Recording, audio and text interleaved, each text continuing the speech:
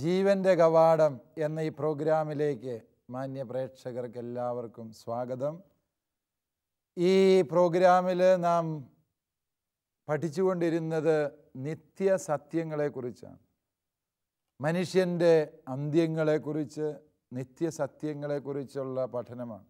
ഇപ്രകാരം പഠിക്കാനുള്ള കാരണം ഈ മേഖലയിൽ ഒരുപാട് തെറ്റിദ്ധാരണകൾ ഉണർത്തിക്കൊണ്ട് സാധാരണ വിശ്വാസികളെ വഴിതെറ്റിക്കുന്ന രീതിയിലുള്ള പ്രവർത്തനങ്ങളും പ്രബോധനങ്ങളും സഭയ്ക്കുള്ളിലും സഭയ്ക്ക് വെളിയിൽ നിന്നുമൊക്കെ സംഭവിച്ചിട്ടുള്ളത് കൊണ്ടാണ് ഈ വിഷയങ്ങളെക്കുറിച്ച് വ്യക്തമായ സഭാപ്രബോധനം നമ്മൾ ഗ്രഹിക്കേണ്ടതുണ്ട് എന്നുള്ള ലക്ഷ്യത്തോടെ ഈ പ്രോഗ്രാം നടത്തുക.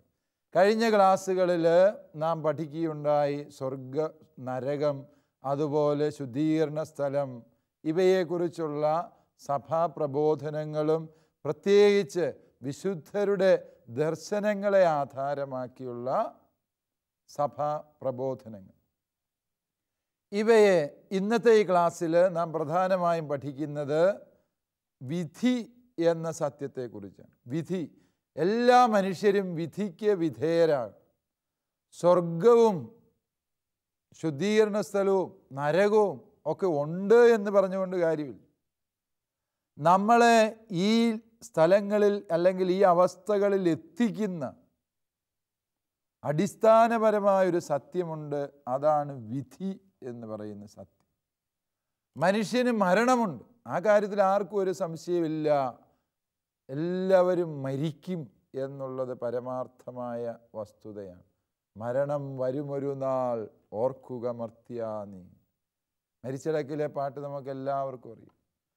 എല്ലാവരും മരിക്കും. നമ്മുടെയൊക്കെ ഉടുപ്പും എടുപ്പും നടപ്പുമൊക്കെ കണ്ടാൽ ഒരിക്കലും മരിക്കുകയില്ല എന്നുള്ള മട്ടിൽ നമ്മളൊക്കെ ജീവിക്കുന്നതേ ഉള്ളൂ. പക്ഷെ നാം എല്ലാം ഒരു നാൾ ഈ ലോകം വിട്ട് ദൈവസന്നിധിയിലേക്ക് പോകേണ്ട മരണമെന്ന സത്യമുണ്ട്.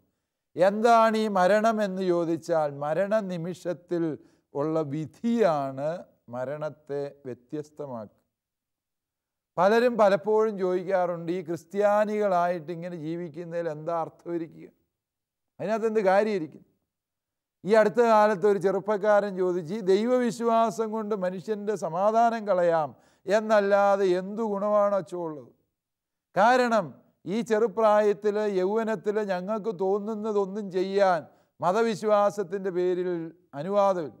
ഞങ്ങൾക്ക് ഇഷ്ടപ്പെട്ട പല വിനോദങ്ങളുണ്ട്, പല സുഖങ്ങളുണ്ട്, സന്തോഷങ്ങളുണ്ട്. അതിൻ്റെ ഏതിൻ്റെയും പുറകെ പോയാൽ അത് മഹാപാപമാണ്, ചാവുദോഷമാണ് എന്നും പറഞ്ഞ് സഭ ഞങ്ങളെ വിലക്കുന്നു. ഇതിൻ്റെ എല്ലാം പുറകെ പോയവനും ഒരു കുഴപ്പമില്ലാതെ ജീവിക്കുന്നു. എന്തിനാ ഞങ്ങൾ മാത്രം ഇങ്ങനെ ഈ മതവിശ്വാസത്തിൻ്റെ പേരിൽ കഷ്ടപ്പെടുന്നത്, നരയിക്കുന്നത്? ഇതാണ് അവൻ്റെ നിരാശാജന്യമായ ചോദ്യം. പലപ്പോഴും പലർക്കും തോന്നിയിട്ടുള്ള ചോദ്യമായിരിക്കാം, ഇങ്ങനെ ഈ നന്മയും പുണ്യവും ഒക്കെ ഈ മതങ്ങൾ പറയുന്നതനുസരിച്ച് പുണ്യവും പറഞ്ഞുകൊണ്ട് ജീവിച്ചിട്ട് എന്താ കാര്യം? After all what are we going to gain out of it? നമുക്ക് എന്താണ് ഇതിൽ നിന്ന് കിട്ടാൻ പോകുന്നത് എന്നുള്ളത് നമ്മൾ ന്യായമായും സംശയിക്കുന്നൊരു ചോദ്യമാണ്. ഈ മദ്രാസിലെ ബിഷപ്പായിരുന്ന, ആംഗ്ലിക്കൻ സഭയുടെ ബിഷപ്പായിരുന്ന ലെസ്ലി ന്യൂബിഗിൻ എന്ന് പറയുന്ന ഒരു സഭാശ്രേഷ്ഠനുണ്ട്. അദ്ദേഹം പറഞ്ഞ ഒരു മറുപടി എനിക്ക് വളരെ തൃപ്തികരമായൊരു മറുപടിയായിട്ട്. അദ്ദേഹം തീർച്ചയായും ഒരു ഇംഗ്ലണ്ടുകാരനാണ്, ഇന്ത്യയിൽ വന്ന് ബിഷപ്പായതാണ്, CSI സഭയുടെ ബിഷപ്പായിരുന്നു. അദ്ദേഹം ഒരു വലിയ ദൈവശാസ്ത്രജ്ഞൻ കൂടിയാണ് ആ ബിഷപ്പ്. അദ്ദേഹം പറഞ്ഞൊരു മറുപടി ഇതാണ്: എല്ലാവരും ഒരുപോലെയൊക്കെയാണ് ഈ ഭൂമിയിൽ ജീവിക്കുന്ന, മാറ്റമൊന്നുമില്ല. വിശ്വാസമുള്ളവനും ഇല്ലാത്തവനും, നിരീശ്വരവാദി ഈശ്വരവിശ്വാസിയും തമ്മിൽ വലിയ വ്യത്യാസമൊന്നും. ശുദ്ധ അധാർമികതയിൽ ജീവിക്കുന്നവനും പുണ്യവാളിനെ പോലെ ജീവിക്കുന്നവർക്കും എല്ലാം ഈ ഭൂമിയിൽ ഒരുപോലത്തെ കഷ്ടതയും വിഷമവും വേദനയൊക്കെ ഉണ്ടായെന്നിരിക്കും. ഇതിൽ നിന്ന് നമ്മളൊരു ധാരണയിലെത്തും, എന്താണ്, നന്മ ചെയ്ത് ജീവിക്കുന്നതുകൊണ്ട് പ്രത്യേകിച്ച് ഗുണമൊന്നും ഇല്ല എന്നൊരു ധാരണയിലെത്താൻ ഇടയുണ്ട്. പക്ഷേ ഈ ബിഷപ്പ് പറയുകയാണ്, വെയിറ്റ്, അങ്ങനെ ഒരു നിഗമനത്തിലെത്താൻ വരട്ടെ. വിധി എന്നൊരു സത്യമുണ്ട്. ആ വിധിയുടെ നിമിഷത്തിലാണ് യഥാർത്ഥ വ്യത്യാസം നമുക്ക് മനസ്സിലാകുക. ദൈവത്തെ അറിഞ്ഞും ദൈവത്തെ സ്നേഹിച്ചും ദൈവപ്രമാണം പാലിച്ചും ദൈവഹിതാനുസൃതം ജീവിച്ചവൻ ഈ ജീവിതത്തിൻ്റെ ശരിയായ ലക്ഷ്യത്തിലേക്ക്, അർത്ഥത്തിലേക്ക് കടന്നു പോകുന്ന വിധി എന്ന പരമാർത്ഥമായ സത്യം. ദൈവത്തെ നിഷേധിച്ചും ദൈവപ്രമാണങ്ങളെ പുച്ഛിച്ചും ദൈവവിശ്വാസികളെ പരിഹസിച്ചും കൂദാശകളെ അവഗണിച്ചും ജീവിച്ച മനുഷ്യൻ അവസാനം നിത്യനാശത്തിലേക്ക് പോകുമ്പോൾ, പ്രിയപ്പെട്ടവരെ, വിധി എന്ന ആ നിമിഷമാണ് സത്യത്തിൽ നമ്മുടെ കാഴ്ചപ്പാടുകൾക്കെല്ലാം ദിശാബോധം നൽകുന്നത് എന്ന ആ നിരീക്ഷണം വളരെ പ്രസക്തമായ ഒരു നിരീക്ഷണമാണ്. അതുകൊണ്ട് വിധി എന്ന് പറയുമ്പോൾ അത് ഭീതിജനകമാണോ എന്നൊരു വിഷയമുണ്ട്. അടുത്ത കാലത്ത് ഈ സിറോ മലബാർ ആരാധനാക്രമത്തിൽ ഒപ്പീസി ചെല്ലുമ്പോൾ അതിൻ്റെ സമാപന പ്രാർത്ഥനയിലെ ഒരു പ്രാർത്ഥന, പണ്ട് ആബേലച്ചൻ്റെ പ്രാർത്ഥന പുസ്തകമാണ്. അതിനകത്ത് എഴുതിയിട്ടുണ്ട്, നീതിമാന്മാരെ ദുഷ്ടജനങ്ങളിൽ നിന്ന് വേർതിരിക്കുന്ന ഭയാനകമായ വിധി ദിവസത്തിൽ എന്നാണ് ആ പുസ്തകത്തിൽ എഴുതിയിരിക്കുന്നത്. പല അച്ഛന്മാരും അതിനെ രക്ഷാകരമായ വിധി ദിവസത്തിൽ എന്ന് തിരുത്തി ചെല്ലാറുണ്ട്. ഞാൻ അടുത്ത കാലത്ത് ചൊല്ലിയപ്പോൾ ആ പുസ്തകത്തിൽ കിടക്കുന്ന പോലെ തന്നെ വായിച്ചു. അപ്പോൾ ഒപ്പീസ് കഴിഞ്ഞപ്പോൾ ഒരു സഹോദരൻ ചോദിച്ചു, അതെന്തിനാ അച്ഛൻ ഈ ഭയാനകമായ വിധി ദിവസം എന്ന് പറയുന്നത്? ബാക്കി അച്ഛന്മാരൊക്കെ രക്ഷാകരമായ വിധി ദിവസം എന്ന് പറയുന്നത്, അങ്ങനെ ചെല്ലിയാൽ പോരെ. ഞാൻ പറഞ്ഞു, അങ്ങനെയും ചെല്ലാം, പക്ഷെ ഇങ്ങനെ ചെല്ലുന്നതിനും അർത്ഥമുണ്ട്. എന്താണ്? പാപം ചെയ്യുന്നവന്, തിന്മയിൽ ജീവിക്കുന്നവന് ഈ വിധി സത്യമായും ഭയാനകമാണ്. എല്ലാവർക്കും അത് രക്ഷാകരമായ ദിവസമല്ല എന്നുള്ളത് പ്രിയപ്പെട്ടവരെ നമ്മൾ ഓർത്തിരിക്കണം. പോസിറ്റീവ് ചിന്താഗതി വളരെ നല്ലതാണ്. ഭാവാത്മകമായി മനുഷ്യൻ ചിന്തിക്കണം. പക്ഷേ വിധിയെക്കുറിച്ച് ചിന്തിക്കുമ്പോൾ അതിൻ്റെ വിപരീത ഫലത്തെക്കുറിച്ചുള്ള ചിന്ത ആരും മറന്നു പോകാൻ പാടില്ല എന്നത് ഓർത്തിരിക്കണം. അപ്പോൾ എന്താണ് ഈ വിധി? രണ്ട് തരത്തിലുള്ള വിധികളെക്കുറിച്ച് സഭ പഠിപ്പിക്കുന്നുണ്ട്. ഒന്ന്, തനത് വിധി. ഒരു ആത്മാവ് മരിച്ച ഒരു വ്യക്തി മരിച്ചു കഴിഞ്ഞാൽ ആ വ്യക്തിയുടെ ആത്മാവ് ശരീരത്തിൽ നിന്ന് വേർപിരിയുന്ന ആ നിമിഷം, അതാണല്ലോ മരണ നിമിഷം. ആ നിമിഷത്തിൽ ദൈവം ആത്മാവിനെ വിധിക്കുന്നു. ആ വിധിയുടെ ഫലമായി ആത്മാവ് ഒന്നുകിൽ സ്വർഗത്തിൽ, അല്ലേ നരകത്തിൽ, അതല്ലേ ശുദ്ധീകരണ സ്ഥലത്ത് എത്തിച്ചേരും. ഈ വിധിയെയാണ് നമ്മൾ തനത് വിധി എന്ന് പറയും. മോക്സ് മോർത്തും, at the very moment of death. ഇതാണ് സഭാപ്രബോധനം. ഇതിനെ നിഷേധിക്കുന്ന പല വ്യക്തികളും ഉണ്ടായിട്ടുണ്ട് സഭാചരിത്രത്തിൽ എന്ന് നമുക്കറിയാം. തനത് വിധിയെ നിഷേധിക്കുന്ന ഒന്ന് രണ്ട് കാഴ്ചപ്പാടുകളെ ഞാൻ പറയാം. വളരെ സങ്കീർണമായ ചില പദപ്രയോഗങ്ങളാണ്. രണ്ട് തരം ഭാഷണ്ഡതകൾ സഭയിലുണ്ടായി. ഒന്നാമത് ലക്താന്തിയൂസ് എന്ന് പറയുന്ന ഒരു വ്യക്തി പ്രചരിപ്പിച്ച ഭാഷണ്ഡതയാണ്. മറ്റൊന്ന് താസിയൂസ് എന്ന് പറയുന്ന വ്യക്തി പ്രചരിപ്പിച്ച ഭാഷണ്ഡത. ഇവരൊക്കെ ആദ്യ നൂറ്റാണ്ടുകളിലെ ഭാഷണ്ഡ പ്രചാരകരാണ്. ഒരാൾ 5-ാം നൂറ്റാണ്ടിലാണെങ്കിൽ മറ്റൊരാൾ 6-ാം നൂറ്റാണ്ടിൻ്റെ ആരംഭത്തിൽ നിന്നുള്ളതാണ്. ഈ ലക്താന്തിയൂസും താസിയൂസും പ്രചരിപ്പിച്ച ഭാഷണ്ഡതകൾ ഒരു പരിധിവരെയും സമാനമാണ്, പക്ഷേ ഒരു ചെറിയ വ്യത്യാസമുണ്ട്. ലക്താന്തിയൂസ് പറഞ്ഞു, മരണശേഷം ആത്മാക്കൾ ബോധമില്ലാതെ അബോധാവസ്ഥയിൽ യേശുവിൻ്റെ 2-ാം വരവ് വരെയും കല്ലറയിൽ മയങ്ങിക്കിടക്കുന്നു. ശരീരം നിക്ഷേപിച്ച ആ കല്ലറയിൽ ആത്മാക്കളും അവിടെ മയങ്ങിക്കിടക്കുകയാണ് എന്നാണ് അവർ പറയുന്നത്. തനത് വിധിയില്ല, മറിച്ച് ഈ ആത്മാക്കളെല്ലാം അവിടെ മയങ്ങിക്കിടക്കുകയാണ് എന്ന് പറഞ്ഞു. പിന്നീട് നെസ്തോറിയൻ ഭാഷണ്ഡതയും ഈ ലക്താന്തിയൂസിൻ്റെ കാഴ്ചപ്പാടിനെ പിന്തുണച്ചവരാണ് പിന്നീട് നെസ്തോറിയൻ ഭാഷണ്ഡികൾ. അവർ പറഞ്ഞു, തനത് വിധിയൊന്നുമില്ല, ആത്മാക്കൾ ഇങ്ങനെ ഉറങ്ങിക്കിടക്കുക. ഇതേ കാഴ്ചപ്പാട് പിന്നീട് ലൂതർ പിന്തുണയ്ക്കുന്നുണ്ട്. മാർട്ടിൻ ലൂതർ പ്രൊട്ടസ്റ്റൻ്റ് വിപ്ലവം വന്നപ്പോൾ ലക്താന്തിയൂസിൻ്റെ ആശയത്തെ കൂട്ടുപിടിച്ച് അദ്ദേഹം പറഞ്ഞു, തനത് വിധിയൊന്നുമില്ല, ഈ ആത്മാക്കൾ ഇങ്ങനെ നിദ്ര ചെയ്യുക, ഉറങ്ങിക്കിടക്കുക, ബോധമില്ലാത്ത ഉറക്കം, ബോധം കെട്ട ഉറക്കം എന്നാണ് ഇവർ വിശേഷിപ്പിക്കുക. അതേസമയം താസിയൂസിൻ്റെ വാദം ഒരല്പം കൂടി വ്യത്യസ്തമാണ്. ലക്താന്തിയൂസിൻ്റെ ഹെരസിയുടെ പേര് ഒരല്പം സങ്കീർണമായൊരു പേരാണ്. ഹിപ്നോസൈക്കിസം എന്നാണ്. അബോധാവസ്ഥയിലുള്ള ഒരു മാനസികാവസ്ഥയിൽ കഴിയുന്നു. അതാണ് ഹിപ്നോസൈക്കിസം. ഹിപ്നോട്ടിസം എന്നൊക്കെ പറയുന്ന പോലെ ഹിപ്നോസൈക്കിസം എന്നാണ് ലക്താന്തിയൂസിൻ്റെ പാഷണ്ഡത അറിയപ്പെട്ടിരുന്നത്. എന്നാൽ താസിയൂസിൻ്റെ പാഷണ്ഡത അറിയപ്പെട്ടിരുന്നത് ത്രെറ്റോസൈക്കിസം എന്നാണ്. എന്ന് പറഞ്ഞാൽ ഒരുതരം ബോധം ഉണ്ട് എന്ന്. തെലോസ് എന്ന് പറഞ്ഞാൽ നിങ്ങൾക്കറിയാം, ഇച്ഛയെ സൂചിപ്പിക്കുന്ന ഗ്രീക്ക് പദമാണ്. അതുകൊണ്ടാണ് ത്രെറ്റോസൈക്കിസം എന്നാണ് അത് അറിയപ്പെടുന്നത്. അതായത് അദ്ദേഹം പറയുന്നത് ഈ ആത്മാക്കൾ സുബോധത്തോടെ ഇവിടെയൊക്കെ കറങ്ങി നടപ്പുണ്ട് എന്നാണ് പറയുന്നത്. ആത്മാക്കൾ സുബോധത്തോടെ കറങ്ങി നടപ്പുണ്ട്, തനത് വിധിയില്ല.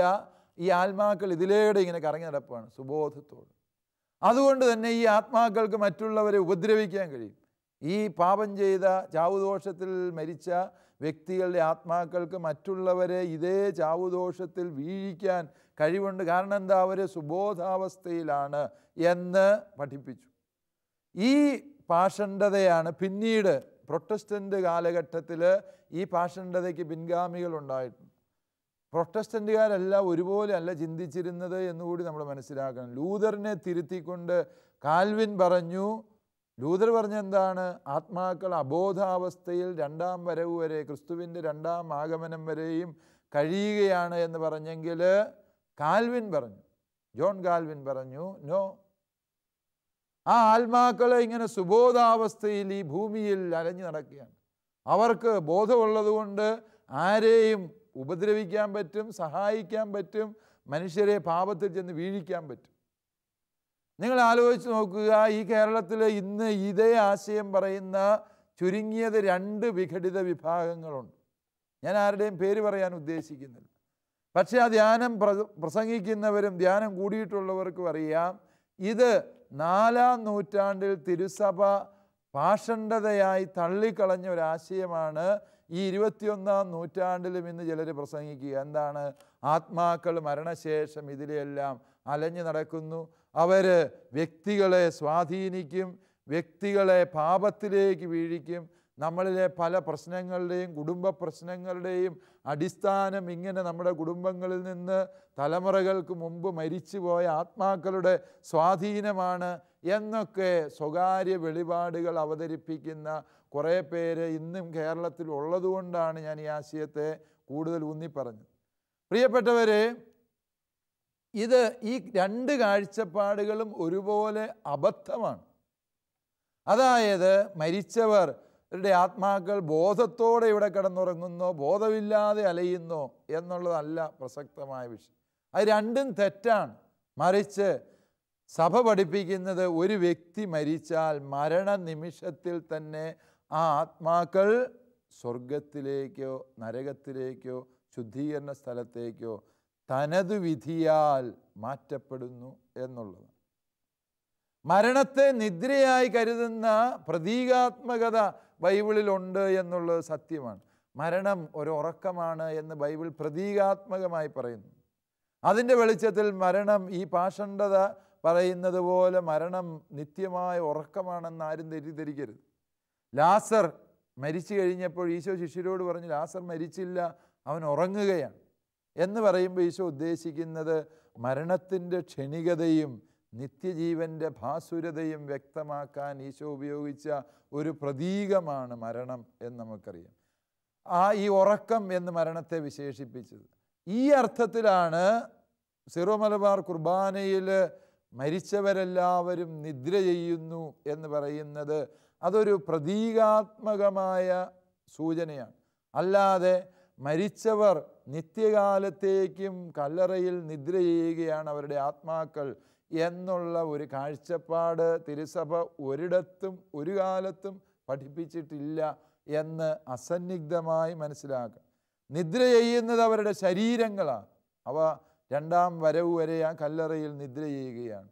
പക്ഷേ അവരുടെ ആത്മാക്കൾ സത്യമായും തനത് വിധിയിലൂടെ അവയുടെ പരമലക്ഷ്യത്തിലേക്ക് നീങ്ങിക്കഴിഞ്ഞു മരണനിമിഷത്തിൽ തന്നെ എന്ന് പ്രിയപ്പെട്ടവരെ മനസ്സിലാക്കണം. ഇത് മനസ്സിലായി കഴിഞ്ഞാൽ മറ്റ് പല പ്രശ്നങ്ങൾക്കുമുള്ള ഉത്തരം കിട്ടും. അതായത് വളരെ ധൈര്യമുള്ളവർക്ക് പോലും പ്രേതം, ഭൂതം, യക്ഷി എന്നിവയെക്കുറിച്ചൊക്കെ പേടിയുണ്ട്. എവിടുന്നായി പ്രേതങ്ങൾ, ഭൂതങ്ങൾ, യക്ഷികളെല്ലാം ഉണ്ടായത്? അതായത് നമുക്കറിയാം, ഇപ്പോൾ ചാനലുകളിൽ, സിനിമകളിലൊക്കെ ഇങ്ങനെ പ്രേത കഥകൾ വർദ്ധിച്ചു വരിക. മനുഷ്യനെ ഇങ്ങനെ അന്ധവിശ്വാസത്തിൽ കുടുക്കിയിടുക. ഒരു പ്രേതവും ഇല്ല, ഒരു യക്ഷിയില്ല, ഒരു ഭൂതവും ഇല്ല. അതൊക്കെ ആരുടെയോ ഭാവനയിൽ വിരിഞ്ഞ കഥകൾ മാത്രം. കേരളത്തിലെ പ്രേതകഥകളെ, യക്ഷി കഥകളെക്കുറിച്ച് പഠനം നടത്തിയിട്ടുണ്ട്. നിങ്ങൾക്ക് മനസ്സിലാകും, യക്ഷികളെല്ലാം പെണ്ണുങ്ങളാണ്, യക്ഷികളൊന്നുമില്ല. എങ്ങനെയുള്ള സ്ത്രീകളാണ് യക്ഷികളാകുന്നതെന്ന് ചോദിച്ചാൽ, ഗർഭിണികളായ സ്ത്രീകൾ ദുർമരണപ്പെട്ടാലാണ് അവർ യക്ഷികളായിത്തീരുന്നതെന്നാണ് കഥ. കാരണം പണ്ട് കാലത്തെ ഈ മുതലാളി വർഗം അടിയാള വർഗത്തെ ഉപദ്രവിച്ചിരുന്നു. ഭൂവുടമകളായ ജന്മിമാർ, മുതലാളിമാർ ഈ അടിയാള വർഗത്തിലെ സ്ത്രീകളെ വഴിതെറ്റിക്കുകയും അവരെ ദുരുപയോഗിക്കുകയും ചെയ്തിരുന്നു. തൽഫലമായി മുതലാളിയുടെ സന്തതി അവളുടെ ഉദരത്തിൽ വളർന്നു തുടങ്ങിയാൽ ആ പാവം പെങ്കൊച്ചിൻ്റെ ഗതികേട്, അതിനെ കൊണ്ട് കുളത്തിൽ ചവിട്ടിത്താത്തും ചേറി ചവിട്ടി മുക്കി കൊന്നുകളയും, അല്ലെങ്കിൽ എങ്ങനെയും കെട്ടിത്തൂക്കും.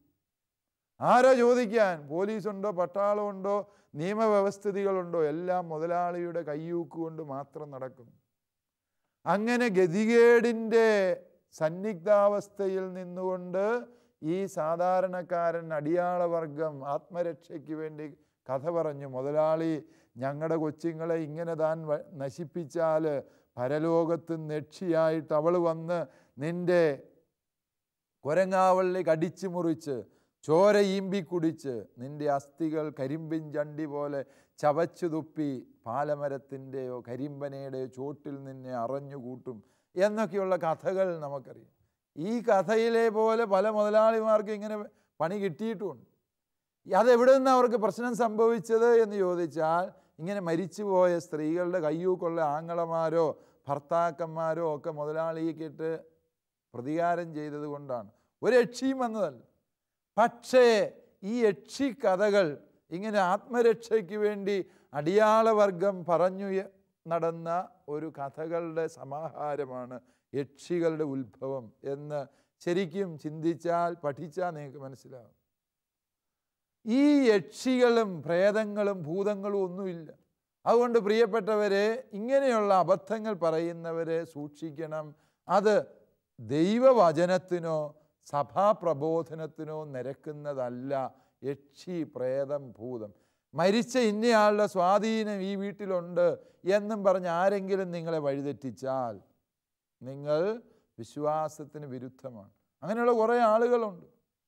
നിനക്ക് ഈ പാപം വിട്ടുമാറാത്തത് എന്തുകൊണ്ടാണ്? മദ്യപാനിയായ ഒരു ചേട്ടൻ ഇങ്ങനെയുള്ള ഒരു ഗ്രൂപ്പിൽ ധ്യാനം കൂടാൻ പോയിട്ട് പറഞ്ഞു, മദ്യപാനം നിൻ്റെ കുഴപ്പമല്ല, 7 തലമുറകൾക്കപ്പുറത്ത് നിൻ്റെ കുടുംബത്തിലുണ്ടായിരുന്ന ഒരു മത്തായി ചേട്ടൻ മുഴുക്കുടിയനായിരുന്നു. അതിയാൻ്റെ ആത്മാവ് ഈ ഭൂമിയിൽ അലിഞ്ഞു നടപ്പുണ്ടായിരുന്നു. അതിയാൻ നിൻ്റെ ദേഹത്ത് കയറി കൂടിയത് കൊണ്ടാണ് സുഹൃത്തെ നീ മദ്യപാനിയായത് എന്ന് കേട്ടേച്ച് ഈ ധ്യാനം കൂടിയിട്ട് ഈ മനുഷ്യൻ വന്നു. ഇയാൾ പറഞ്ഞു, ഞാൻ കുടിക്കുന്നതിന് ഞാനല്ല ഉത്തരവാദി, പിന്നെ ആരാ? അതിൻ്റെ ഉത്തരവാദി എൻ്റെ വല്യപ്പൻ്റെ അപ്പൂപ്പൻ്റെ അപ്പനാണ്, 7 തലമുറയ്ക്ക് അപ്പുറത്തും. നോക്കുക, ഇത് അവിവേകമല്ല. ഞാൻ ചെയ്ത പാപത്തിൻ്റെ ഉത്തരവാദിത്വം ഞാൻ ഏറ്റെടുക്കാതെ തലമുറകൾക്കപ്പുറത്തുള്ള എൻ്റെ പൂർവികരുടെ മേൽ ആരോപിച്ചിട്ട് ഞാൻ പാപത്തിൻ്റെ സകല സുഖങ്ങളും സകല ആസ്വാദ്യതകളും അനുഭവിച്ച് ജീവിക്കുകയും ചെയ്യുക തികച്ചും നിരുത്തരവാദപരമാണ്.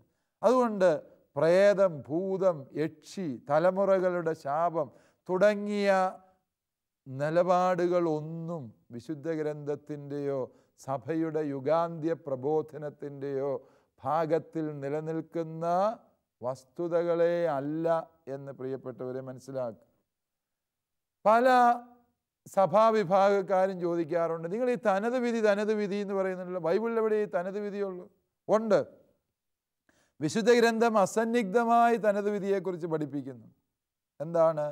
ഈശോ പറഞ്ഞ മരണാനന്തര ജീവിതത്തെക്കുറിച്ചുള്ള ഈശോയുടെ സുപ്രധാനമായ 2 ഉപമകളാണുള്ളത്. ഒന്ന് ധനവാന്റെയും ലാസറിൻ്റെയും ഉപമ. 2 മത്തായി സുവിശേഷം 25-ാം അധ്യായത്തിലെ അന്ത്യവിധിയുടെ ഉപമ. ധനവാന്റെയും ലാസറിൻ്റെ ഉപമ നിങ്ങളെടുക്കുക. ധനവാന്റെയും ലാസറിൻ്റെ ഉപമയിൽ എന്താ പറയുക? ലാസർ മരിച്ചു, ഉടനെ തന്നെ അവനെ ദൈവദൂതന്മാർ അബ്രാഹത്തിൻ്റെ മടിയിലേക്ക് സംവഹിച്ചു. മരണനിമിഷത്തിൽ തന്നെ ദൂതന്മാർ അവനെ സംവഹിച്ചു എന്ന് നമുക്കറിയാം. റോമൻ ആരാധനാക്രമം അനുഷ്ഠിക്കുന്ന സഭകൾ കേരളത്തിൽ ഒഫീസ് പാടുമ്പോൾ വരുവിൻ ധന്യവിശുദ്ധന്മാരെ രക്ഷണമിയാൾക്ക് നൽകാൻ, വരുവിൻ വാനവവൃന്ദം ഇയാളെ എതിരേൽക്കാൻ അതിമോദാൽ എന്ന് പറഞ്ഞ് പാടുന്നുണ്ട്. ഞാനൊരു പാട്ടുകാരനല്ലാത്തതുകൊണ്ട് പാടി കേൾപ്പിച്ചില്ല എന്ന്. അതിൻ്റെ അർത്ഥം ഇതാണ്: ഒരാളുടെ മരണനിമിഷത്തിൽ തന്നെ ധന്യരായ വിശുദ്ധാത്മാക്കളും വാനവനിരയൊന്നാകെ വന്ന് ആത്മാവിനെ സ്വർഗത്തിലേക്ക് സംവഹിക്കുന്നു എന്നാണ്.